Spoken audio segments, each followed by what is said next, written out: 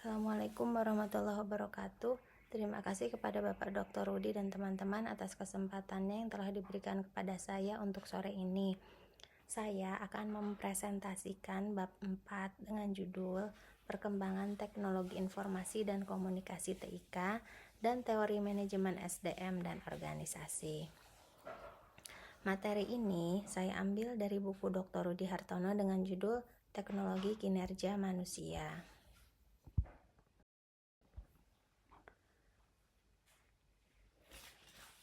Perkembangan teknologi mengalami beberapa perubahan dari masa ke masa. Menurut Warsita 2011, perkembangan tersebut dapat dikelompokkan menjadi masa lalu.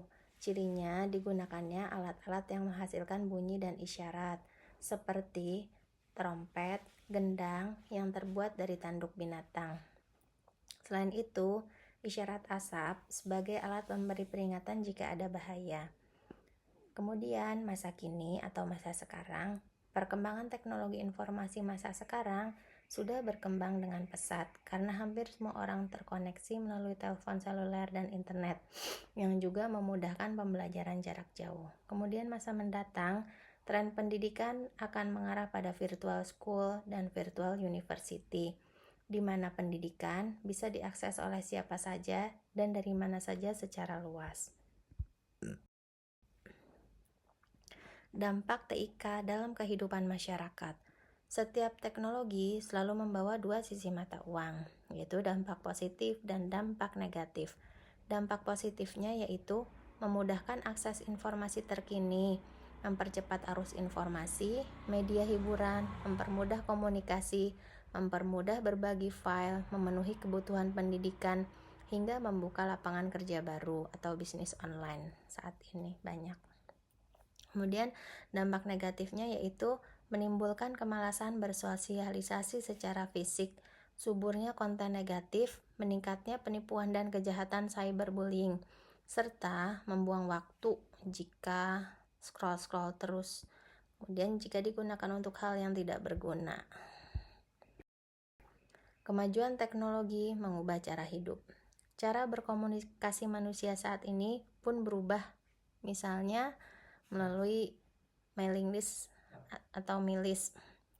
Sarana komunikasi kelompok melalui email untuk berbagi informasi dan berdiskusi. Saat ini penggunaannya mulai berkurang dan lebih banyak dipakai di komunitas profesional, akademik, serta organisasi.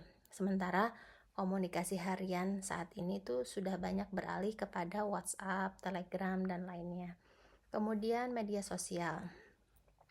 Media sosial itu platform yang memungkinkan pengguna membuat, berbagi, dan berinteraksi dengan konten secara real time.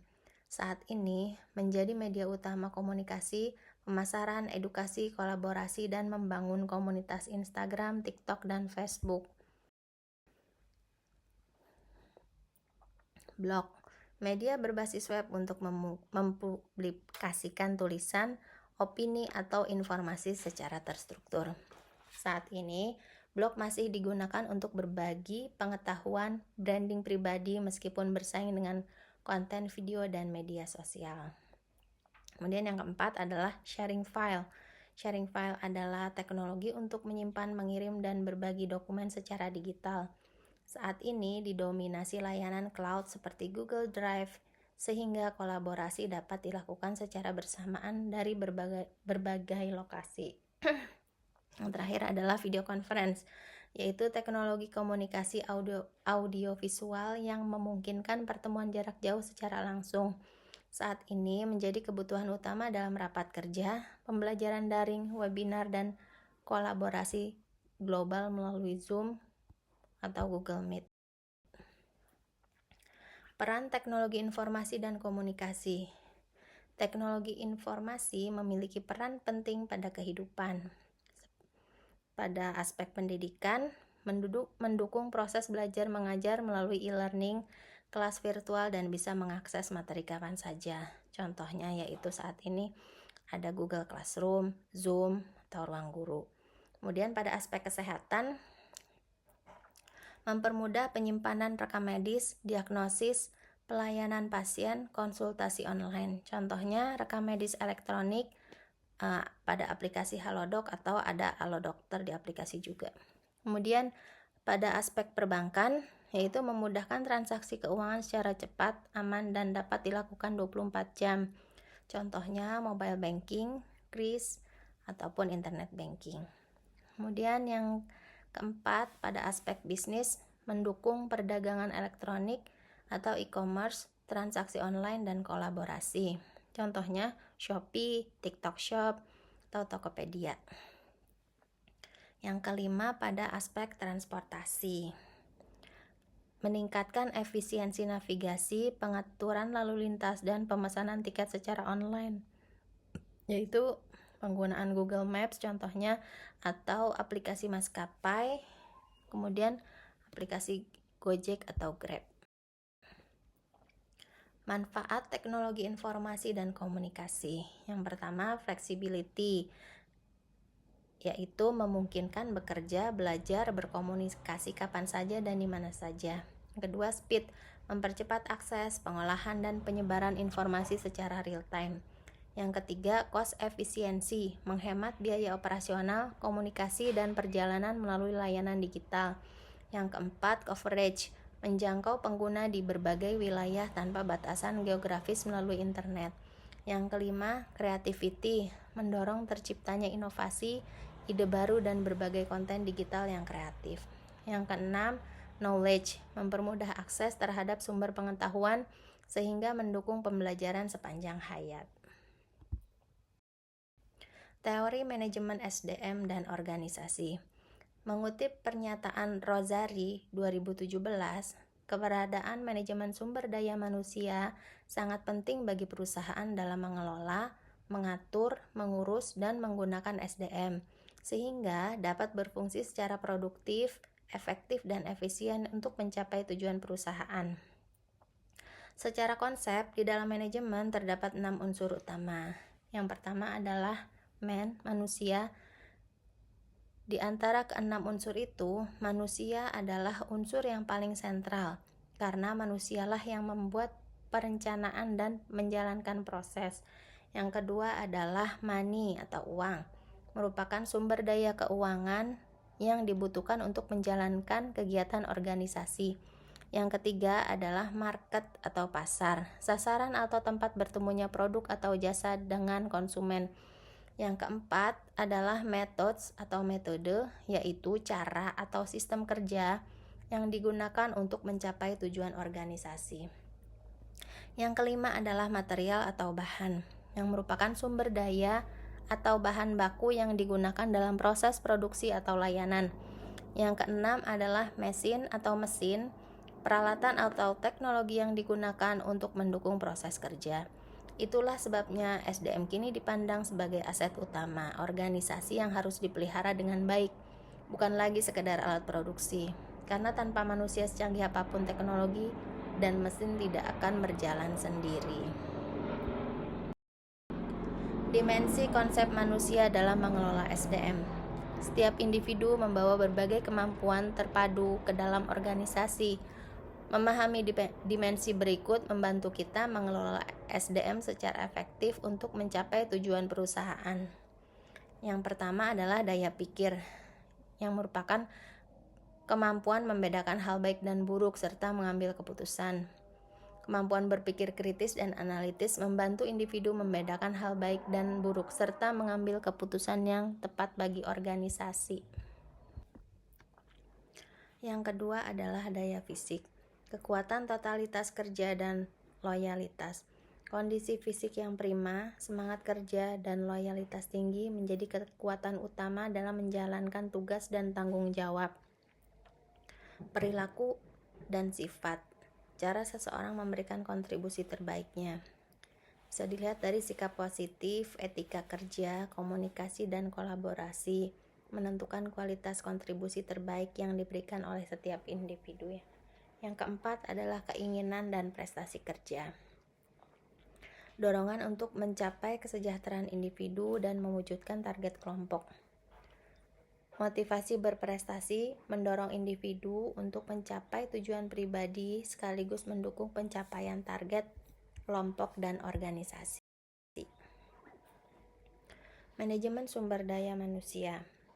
Tujuannya meningkatkan produktivitas dan kinerja organisasi melalui pengelolaan sumber daya manusia yang efektif. Hal-hal penting dalam manajemen sumber daya manusia. Yang pertama adalah input. Perusahaan melakukan rekrutmen agar karyawan yang direkrut sesuai dengan kebutuhan dan mereka memang sudah mengikuti seleksi-seleksi yang sudah ditentukan oleh manajemen sumber daya manusia.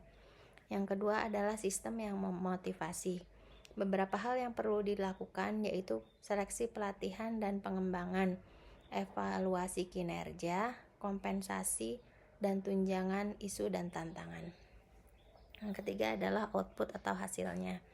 Apa yang ada di dalam perusahaan atau organisasi kinerja produktivitas keunggulan, jadi ada kinerja yang baik dengan perusahaan dan karyawan dengan produktivitas tinggi dari hasil usaha dengan berusaha menjadi lebih baik.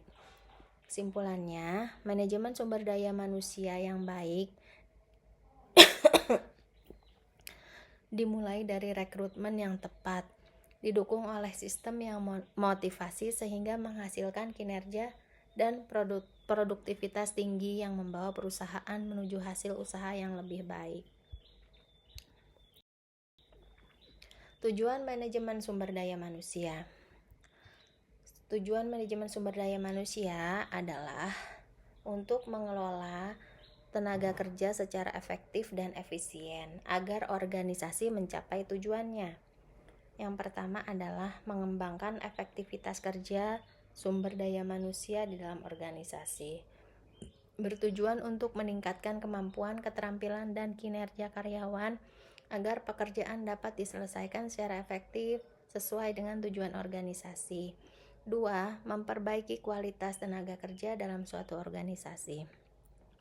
Dilakukannya melalui pelatihan, pengembangan, pendidikan, dan pengalaman kerja sehingga karyawan memberikan kontribusi lebih kepada organisasi. 3. Memberikan aturan kerja yang efektif dengan produktivitas tinggi kepada organisasi.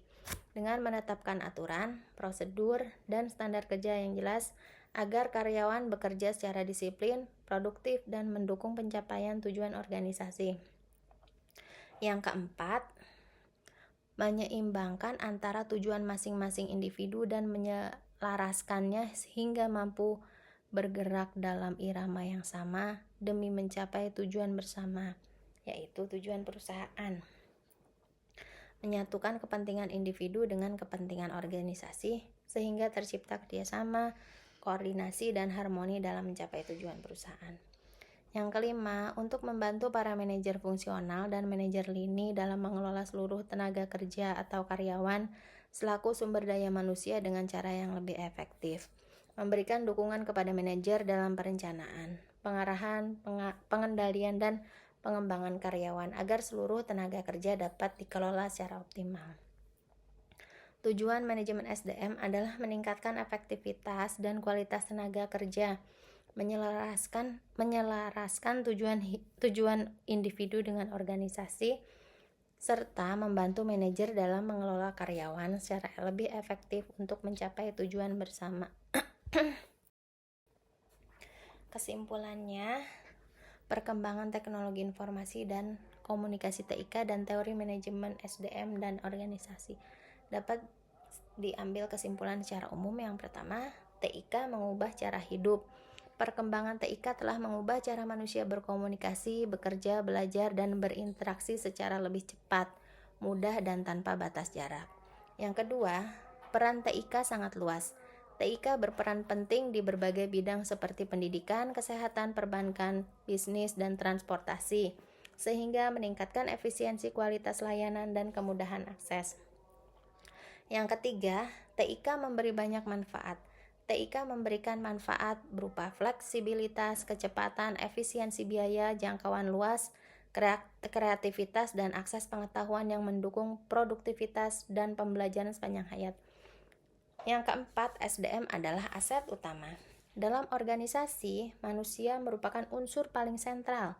SDM harus dikelola secara baik dengan memperhatikan daya pikir, fisik, perilaku, keinginan, dan prestasi kerja agar tujuan organisasi tercapai. Yang kelima adalah TIK dan SDM harus berjalan bersinergi. Pemanfaatan TIK yang efektif tidak lepas dari pengelolaan SDM yang baik. Sinergi keduanya menjadi kunci keberhasilan organisasi dalam menghadapi perubahan dan persaingan di era digital. Secara keseluruhan, perkembangan TIK membawa banyak manfaat bagi kehidupan manusia dan masyarakat, namun juga memiliki dampak negatif yang perlu diantisipasi. Oleh karena itu, pengelolaan TIK yang bijak dan pengembangan SDM yang berkualitas menjadi kunci untuk mencapai tujuan organisasi dan kesejahteraan bersama. Sekian presentasi dari saya. Terima kasih. Assalamualaikum warahmatullahi wabarakatuh.